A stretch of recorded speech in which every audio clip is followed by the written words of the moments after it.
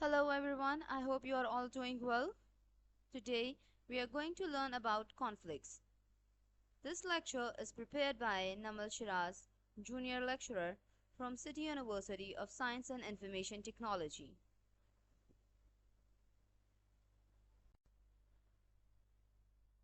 The agenda of today's lecture is Introduction, Nature, Causes, Types, and Management.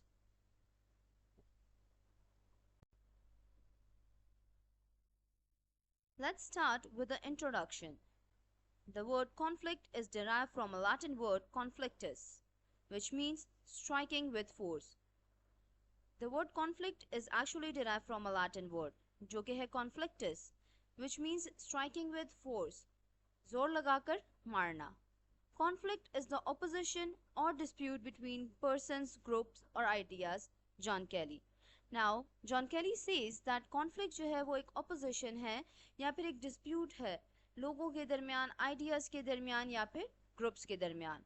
It is the disagreement or struggle among two parties, ideas or arguments which give rise to a lot of tension between individuals. अब वो कहते हैं कि ये एक disagreement है, struggle है between two parties, means two groups या टू पीपल के दरमियान में, दो लोगों के दरमियान में आइडियाज़ के बारे में, या फिर ये आर्ग्यूमेंट है जो कि राइज करता है यानी कि बढ़ावा देता है बहुत सारी टेंशन को. And this tension is continuous until a decision is made. और ये टेंशन तब तक कॉन्टिन्यूस में रहता है, तब तक प्रोसेस में रहता है जब तक कोई इसके बारे में डिसीजन नहीं ले लिया जाता. And the conflict is resolve. और जब तक ये कॉन्फ्लिक्ट रिजॉल्व नहीं हो जाता.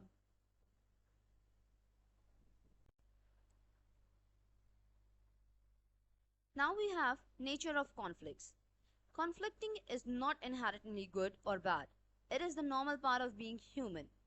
कॉन्फ्लिक्टिंग जो है, आर्ग्यूमेंट्स जो है वो इनहेरिटेंटली गुड या बैड नहीं है. ये एक नॉर्मल पार्ट है, नॉर्मल नेचर है एक ह्यूमन बीइंग का कि उनके डिसएग्रीमेंट्स हो सकते हैं, वो ऑपोजिशन में हो सकते हैं. It is normal in relationships to occur and is normal in groups and organization. ये नॉर्मल सी बात है डिसएग्रीमेंट्स हो जाना रिलेशनशिप्स में भी, इसके अलावा ग्रुप्स के दरमियान में भी और ऑर्गेनाइजेशंस के दरमियान में भी. Conflict is an ongoing process. जैसे कि हमने प्रीवियस स्लाइड में पढ़ा कि एक कॉन्टिन्यूस प्रोसेस है, तो वो अगेन यही कहते हैं कि कॉन्फ्लिक्ट जो है वो एक ऑनगोइंग प्रोसेस है. It is expressed through disagreements, hostility, aggression, rivalry and misunderstandings. अब आप कैसे एक कॉन्फ्लिक्ट्स को जो है वो प्रेजेंट कर सकते हो या उनको एक्सप्रेस कर सकते हो थ्रू डिसएग्रीमेंट्स, कि आप डिसएग्री कर रहे हो दूसरे बंदे के आइडियाज से या दूसरे ग्रुप के आइडियाज से या उन्होंने जो भी बात आपको बताई है उस चीज़ से. हॉस्टिलिटी के थ्रू, अग्रेशन यानी गुस्से के थ्रू, राइवलरी यानी कि ऑपोजिशन में जाकर, और मिसअंडरस्टैंडिंग्स की वजह से भी क्या हो सकते हैं, कॉन्फ्लिक्ट्स अराइज हो सकते हैं.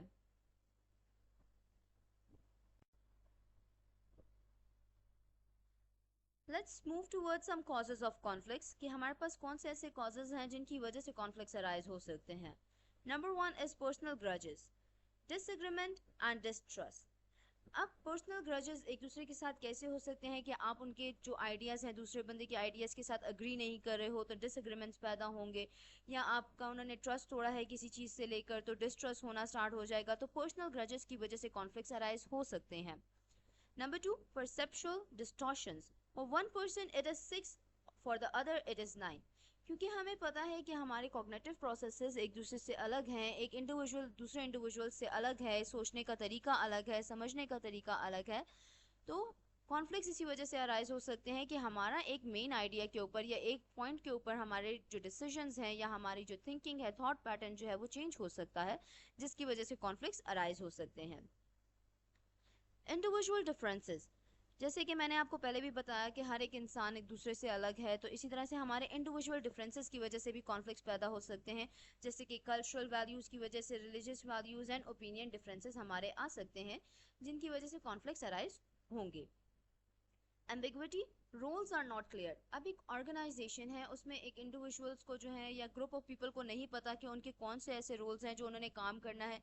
जब रोल्स नहीं पता होंगे तो वो काम कैसे करेंगे और ऑर्गेनाइजेशन कैसे जो है वो रन होगी, तो उसकी वजह से भी कॉन्फ्लिक्ट्स जो है वो अराइज हो सकते हैं. The last one is competition over resources. The more sources are limited the more conflict arise. अब वो कहते हैं कि कंपटीशन की वजह से जो रिसोर्सेज हमारे पास होते हैं, नेचुरल रिसोर्सेज भी हो सकते हैं, मैन मेड रिसोर्सेज भी हो सकते हैं, तो उनकी वजह से भी जो है कंपटीशन हो सकता है, और कंपटीशंस की वजह से जो है वो कॉन्फ्लिक्ट्स अराइज हो सकते हैं, यानी कि आपके पास कितना एक्सेस है किसी रिसोर्स की तरफ, उसकी वजह से जो है एतराज़ात हो सकते हैं, कॉन्फ्लिक्ट्स अराइज हो सकते हैं।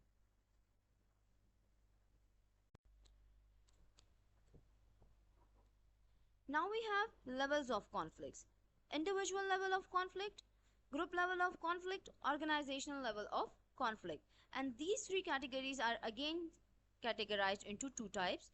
Individual level conflict की two categories हैं: intra-individual conflict and inter-individual conflict. Group level conflict is divided into intra-group conflict and inter-group conflict. Organizational level conflict is further divided into intra-organizational conflict and inter-organizational conflict.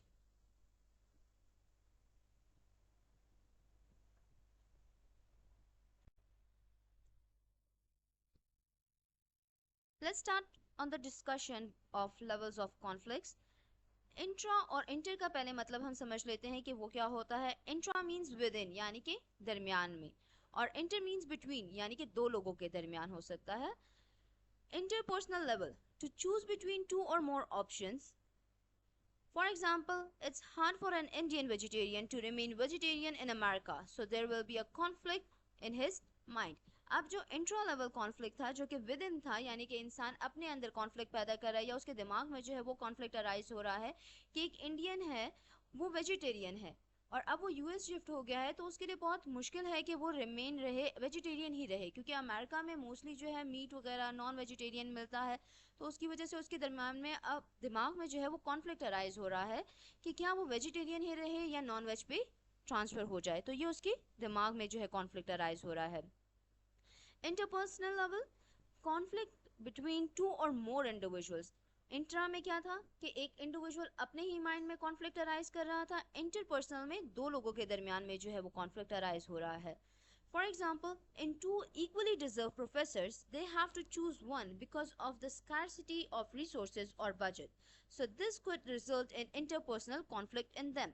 जैसे कि हमने previously जो पढ़ा था causes of conflicts में कि resources limited होने की वजह से कॉन्फ्लिक्ट पैदा हो सकता है, तो सिमिलरली इंटरपर्सनल कॉन्फ्लिक्ट यानी कि दो इंडिविजुअल्स के बीच में जो कॉन्फ्लिक्ट यहाँ पे अराइज हो रहा है वो किस वजह से है कि एक प्रोफेसर जो है उसको, हमारे पास दो प्रोफेसर हैं जो कि इक्वली डिजर्व करते हैं कि उनको एक अच्छी पोस्ट मिल जाए, लेकिन क्योंकि ऑर्गेनाइजेशन के पास लिमिटेड रिसोर्सेज हैं या एक ही बंदे की नीड है, तो वो क्या करेंगे, उन दोनों में से एक को चूज करना होगा, जिसकी वजह से दोनों प्रोफेसर्स के दरमियान में कॉन्फ्लिक्ट अराइज हो सकता है. Intra-group level conflicts, conflicts between the group members of a similar group. The person has to remain in the group for some social but disagree with other group members, refusing to go on a strike with them. Intra group level again वही आ जाता है कि with in the group होगा हमारे पास conflict, यानी कि एक group के मेंबर्स हैं, 5-6 मेंबर्स हैं, उनके दरमियान में जो है वो कॉन्फ्लिक्ट अराइज हो रहा है, या एक इंडिविजुअल जो है वो उनकी जितने भी आइडियाज़ हैं उनसे अग्री नहीं कर रहा है, तो उसकी वजह से उनके दरमियान में कॉन्फ्लिक्ट पैदा हो सकता है. लेकिन वो इंडिविजुअल उस ग्रुप में भी रहना चाहता है क्योंकि वो अकेला काम नहीं करना चाहता, तो इसकी वजह से कॉन्फ्लिक्ट अराइज होंगे. Intergroup level conflict, conflict between two different groups, for example conflict between Muslim and Hindus. Inter means between, तो दो ग्रुप्स के दरमियान में जो कॉन्फ्लिक्ट अराइज होगा that would B intergroup level conflict. तो फॉर एग्जांपल उन्होंने कहा कि मुस्लिम एंड हिंदूज दोनों अलग अलग कम्युनिटीज़ हैं, दोनों की अलग अलग राय हैं, दोनों की अलग अलग ओपिनियंस हैं, उसकी वजह से कॉन्फ्लिक्ट अराइज होते हैं. इंट्रा ऑर्गेनाइजेशनल लेवल, यानी कि ऑर्गेनाइजेशन के दरमियान में ही, ऑर्गेनाइजेशन में ही कैसे कॉन्फ्लिक्ट अराइज हो रहा है. Conflicts within an organization, for example conflicts between the departments of the same university. अब सेम यूनिवर्सिटी है, फॉर एग्जांपल हमारी अपनी यूनिवर्सिटी जो है उसमें डिफरेंट डिपार्टमेंट्स हैं, लेकिन अब एक ओपिनियन पे वो नहीं सब आ रहे हैं, तो उसकी वजह से क्या हो रहा है, intra organization level conflict arise हो रहा है. इंटर ऑर्गेनाइजेशनल लेवल कॉन्फ्लिक्ट में आ जाएगा कि हमारी यूनिवर्सिटी का दूसरी यूनिवर्सिटी के साथ जो है क्या कॉन्फ्लिक्ट अराइज हो रहे हैं. Conflict between different organization having similar opinions.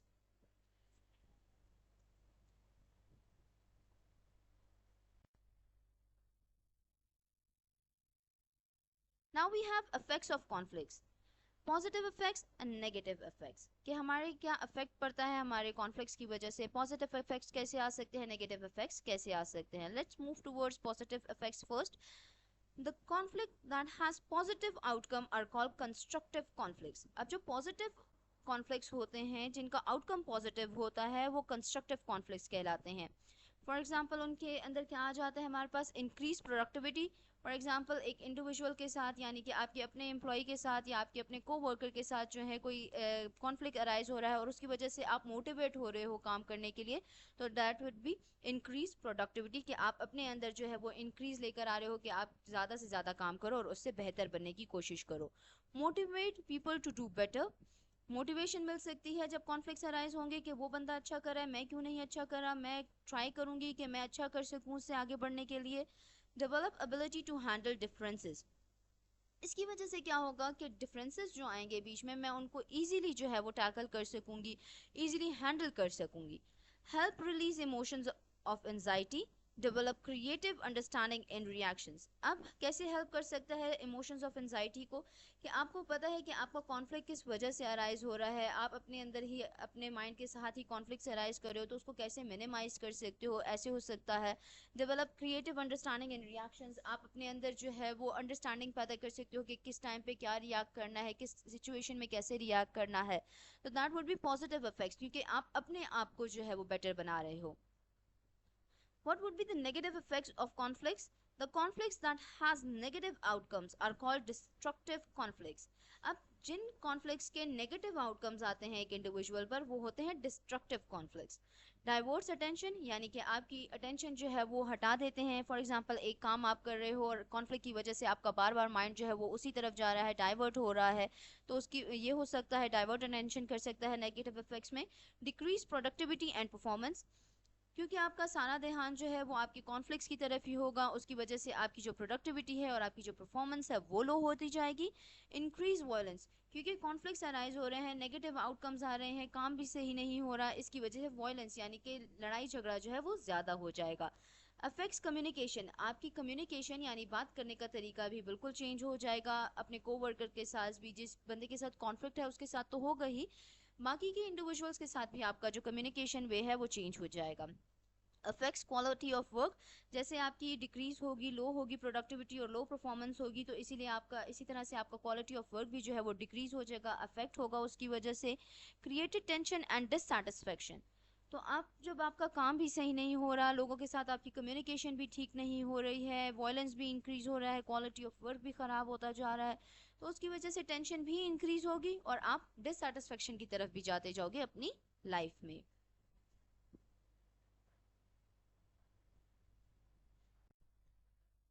Now we have some types of conflicts.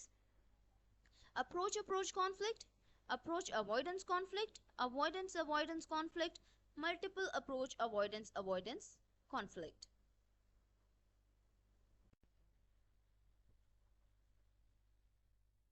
Types of conflicts, approach conflict पे आ जाते हैं। Conflicts occur when you choose between two desirable outcomes. जब आपके पास conflict आ जाता है दो desirable outcomes में, यानी कि आपके पास दो options हैं और दोनों आपके desired हैं, दोनों आपको चाहिए हैं, तो उसमें से आप क्या एक choose करोगे। For example, confuse between two jobs. अब two jobs आपके पास, two jobs offers आ गए हैं आपके पास, दोनों desirable हैं, दोनों की attractive salary है, दोनों के रोल्स अच्छे हैं, तो आप उन दोनों में से कौन सा चूज करोगे, आपके दिमाग में उसकी वजह से कॉन्फ्लिक्ट होगा, तो that is approach conflict. Approach avoidance conflict, when one event or goal has both desirable and undesirable features and the individual has to choose one. अब आपके पास एक ही इवेंट है या एक ही गोल है जिसमें डिजायरेबल आउटकम भी आ रहा है और अनडिजायरेबल फीचर्स भी उसके आपको पता है, लेकिन उसमें से आपने एक चूज करना होगा। For example, a person is approaching a job in which the salary is attractive but the workload is risky. Either work in an unwanted place or either be unemployed. अब आपके पास दो ऑप्शंस हैं एक ही job के लिए, कि या तो आप उस जगह पर काम करोगे या फिर आप अनएम्प्लॉयड रहोगे।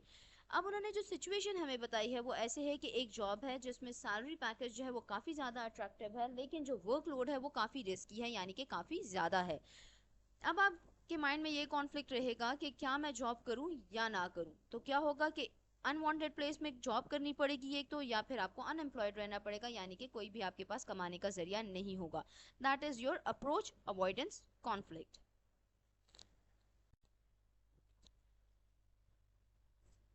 Avoidance conflict. A difficult to resolve conflict in which the goal object has both positive and negative outcomes. अब ये कहते हैं कि एक difficult conflict है जिसको resolve करना थोड़ा मुश्किल है, जिसमें both positive and negative outcomes हैं. For example, someone has to do a job in an unwanted place but can't quit because of the fear of unemployment. अब एक individual है, वो उसको एक जगह पर काम करना है, अनवांटेड प्लेस है, माहौल अच्छा नहीं है, एनवायरनमेंट अच्छा नहीं है, सैलरी पैकेज कम है, लेकिन वो स्टिल वहां पर काम करेगा क्योंकि उसको अनएम्प्लॉयड नहीं होना है। ठीक है, तो दैट इज अवॉइडेंस कॉन्फ्लिक्ट, यानी कि आप दो चीज़ों को अवॉइड कर रहे हो, यानी कि आप जो है अनएम्प्लॉयड होने को भी अवॉइड करना चाहते हो, और सेकेंडली आप यहाँ पर जो रिस्की प्लेस है यानी कि जो अनवांटेड प्लेस है उसको भी अवॉइड कर रहे हो कि ठीक है मैं यहाँ पर काम कर लूँगा। Multiple approach avoidance conflict. A person has to choose between two or more things, each of which has both desirable and non-desirable outcome. For example, a woman is engaged to marry, but she is doing a good job. This kind of conflict created tension as both the options has desirable and undesirable outcome. अब वो कहते हैं कि एक person है, उसको जो है चूज करना होगा दो या दो से ज़्यादा चीज़ों के दरमियान में, जिसके डिज़ायरेबल आउटकम्स भी हैं और नॉन डिज़ायरेबल आउटकम्स भी हैं। अब for example they say a woman is engage to marry but she is doing a good job. अब एक वुमन है, वो एंगेज तो है और उसने शादी करनी है आगे, लेकिन ऑन द साइड उसकी एक अच्छी जॉब भी है। तो मोस्ट ऑफ द टाइम क्या होता है कि वुमेन को शादी करने के लिए अपनी जॉब स्किप करनी पड़ती है। तो क्या हो गया, desirable and non desirable outcomes दोनों बीच में आ जाते हैं। This kind of conflict created tension as both the options has desirable and undesirable outcomes. इस कॉन्फ्लिक्ट की वजह से, इस सिचुएशन की वजह से क्या हुआ, टेंशन क्रिएट हो गया, क्योंकि उसमें जो थे उस ओपिनियन में या उस ऑप्शन में जो है दोनों डिजायरेबल और अनडिजायरेबल आउटकम्स दोनों मौजूद हैं।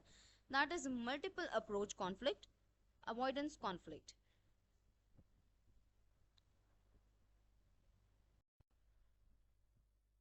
अब हमने पढ़ लिया है कि इंट्रोडक्शन क्या है, नेचर क्या है, लेवल्स क्या है, टाइप्स क्या है। अब हम पढ़ सकते हैं कि क्या कॉन्फ्लिक्ट मैनेजमेंट कैसे किया जा सकता है। The process of resolving disputes where the negative outcomes are minimised and the positive outcomes are prioritised. अब कॉन्फ्लिक्ट मैनेजमेंट कैसे हो सकता है, ये एक प्रोसेस है कि जिससे आप अपने डिस्प्यूट्स को यानी कि अपने डिसएग्रीमेंट्स को जो है वो रिजॉल्व कर सकते हो, जहाँ पर आप जो नेगेटिव आउटकम्स हैं उनको मिनिमाइज करोगे और साथ ही साथ जो पॉजिटिव आउटकम्स हैं उनको प्रायोरिटाइज करोगे। तो इस चीज़ के थ्रू क्या हो सकता है कि कॉन्फ्लिक्ट को मैनेज किया जा सकता है।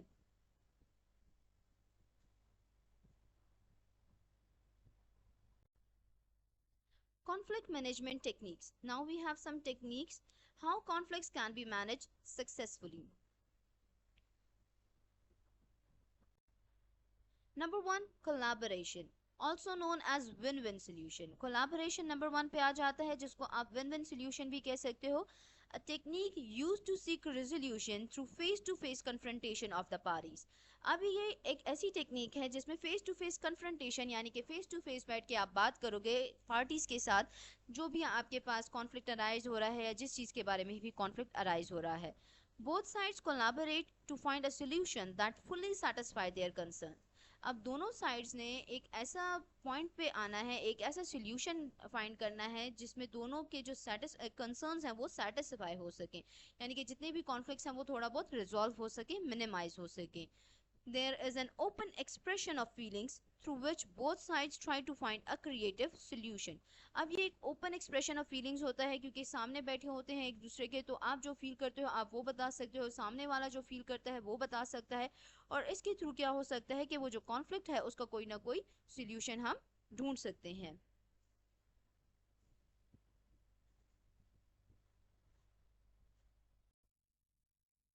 Number two is compromising, also known as win some lose some solution. Compromising आ जाता है नंबर टू पे, जिसको हम कह सकते हैं कि win some lose some solution, कुछ हासिल कर लें कुछ खो दें। Compromising means finding a middle ground between the two sides, यानी कि दो जो ग्रुप्स हैं उनके लिए कोई मिडल पॉइंट जो है वो आप सिलेक्ट करो ताकि वो जो कॉन्फ्लिक्ट है वो रिजॉल्व हो सके। Both sides will sacrifice something, but they will also gain something in return. दोनों sides को कुछ ना कुछ sacrifice करना होगा, that is lose some solution. ठीक है, दोनों साइड जो है वो कुछ ना कुछ सैक्रिफाइस करेंगी, लेकिन इन रिटर्न कुछ ना कुछ गेन भी करेंगी, that would be win some solution. Compromising is a common and often highly effective method in conflict resolution. Compromising जो है वो एक बहुत ही कॉमन मेथड है जो कि बहुत सारे लोग यूज़ करते हैं, और ये हाईली इफेक्टिव मेथड है किसी भी कॉन्फ्लिक्ट को रिजॉल्व करने के लिए. For example, parents ask a teenager to be at 7 PM after party, but he said, parents जो है वो एक टीनेजर को कहते हैं कि 7 PM तक आप जो है पार्टी से घर आ जाएं, लेकिन वो कहता है he will be late till 11 o'clock. ठीक है, लेकिन वो बच्चा कहते हैं कि नहीं, मैं लेट हो जाऊंगा, टिल 11 o'clock तक मैं आऊंगा. So they both compromise on a time of 9 o'clock. तो जो दोनों पार्टीज हैं यानी कि पेरेंट्स और जो बच्चा है वो दोनों कॉम्प्रोमाइज करते हैं और क्या करते हैं कि 9 o'clock की टाइम लिमिट सेट कर देते हैं कि बच्चा जो है वो पार्टी से 9 बजे घर आएगा.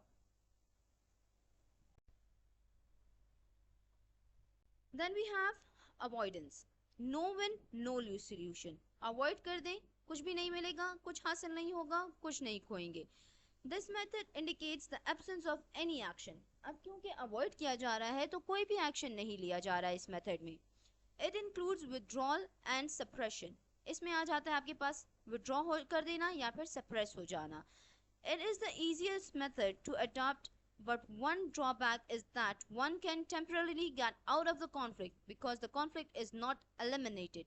ठीक है, ये सबसे इजी मेथड है हासिल करने का कोई भी चीज़ जो आपको चाहिए, क्योंकि आप कंप्लीटली अवॉइड कर रहे हो इस चीज़ को, या जो भी कॉन्फ्लिक्ट अराइज हो रहा है उसको कंप्लीटली अवॉइड कर रहे हो. तो उसकी वजह से क्या होगा कि आप टेम्पररी जो है वो उस कॉन्फ्लिक्ट से निकल जाओगे, लेकिन वो कॉन्फ्लिक्ट हमेशा उस जगह पर रहेगा. फॉर एग्जाम्पल, समटाइम्स रिलेटिव्स के दरमियान में कोई कॉन्फ्लिक्ट अराइज हो जाता है, तो एक पार्टी जो है वो कम्प्लीटली अवॉइड करना स्टार्ट कर देती है, यानी कि आना जाना छोड़ देती है, बात करना छोड़ देती है, जिसकी वजह से वो जो कॉन्फ्लिक्ट है या जो भी बात मिसअंडरस्टैंडिंग्स है वो रिजॉल्व नहीं होती है.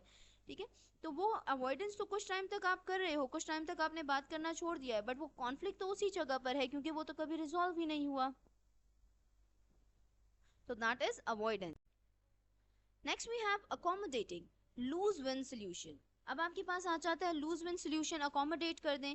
This method is concern with self sacrifice for the benefit of others, यानी कि अपनी जो आपकी ख्वाहिशात हैं उसको आप सेक्रीफाइस कर दो ताकि आपका जो सामने वाला पार्टी है वो जीत जाए. Accommodating might take the form of selfless generosity and charity, obeying other person's order when you prefer not, or yielding to another's point of view. आप ना चाहते हुए भी अपने आप को सेक्रीफाइस करते हो, अपनी ख्वाहिशात को, अपने गोल्स को सेक्रीफाइस करते हो ताकि जो सामने वाला बंदा है उसको बेनिफिट हासिल हो सके. For example, two brothers are fighting for property but one give up because he prioritise relationship than properties. अब दो भाई हैं, जायदाद का मसला है, क्या करेगा, एक भाई जो है वो अपने आप को पीछे कर लेगा क्योंकि उसको अपने भाई के साथ का रिलेशनशिप ज़्यादा इंपॉर्टेंट है एज कम्पेयर टू जो उसकी प्रॉपर्टी है उससे.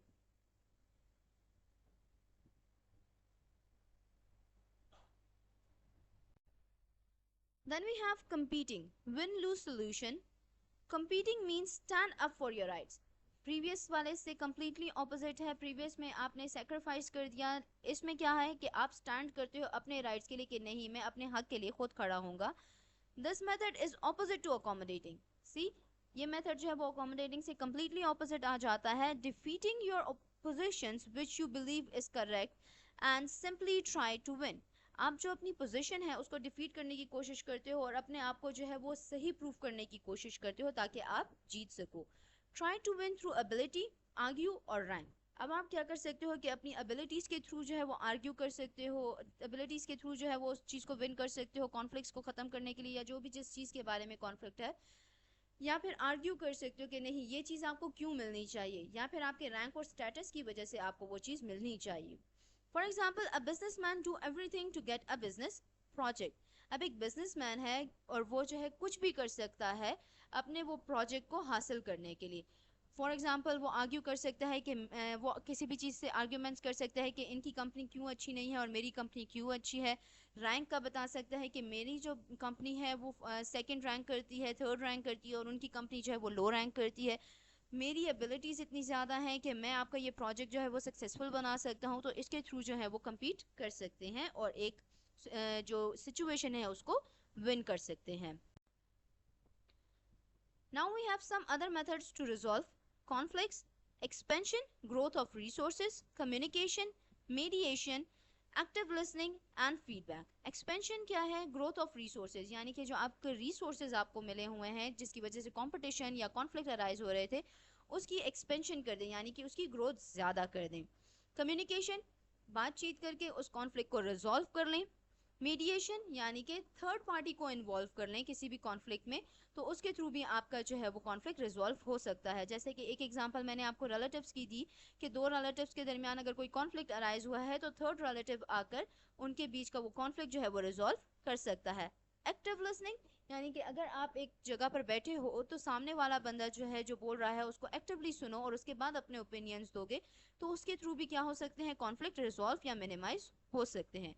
फीडबैक, फीडबैक में ऐसा होगा कि फॉर एग्जांपल मेरा ओपिनियन अलग है किसी चीज़ को लेकर और आपका ओपिनियन अलग है, तो मेरी बात सुनने के बाद, एक्टिव लिसनिंग करने के बाद, आप जो है अपनी राय मुझे बता सकते हो कि आप जो कह रहे हो वो तो ठीक है, बट मैं ये सब चीज़ें ऐड करना चाहता हूँ. That is feedback.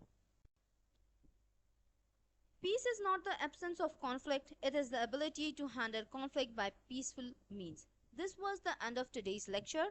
Hope to see you soon.